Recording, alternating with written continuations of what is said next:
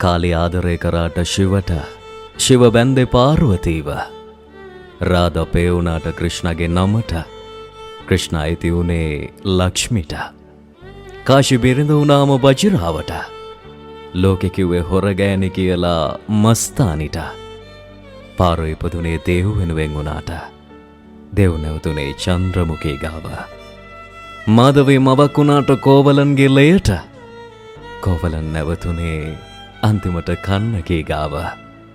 ජීවිතේ බෙදාගත්ත දෙන්නෙක් වුණාට තව කෙනෙක් තනි වුණා ආදර කතාවල ප්‍රේමය ඉපදුනේ හිතක වුණාට විවාහය ලියවුනේම සමාජයට ඕන විදිහට හැමදාටම උන් කලසේ බහලුවේ පරිශුද්ධ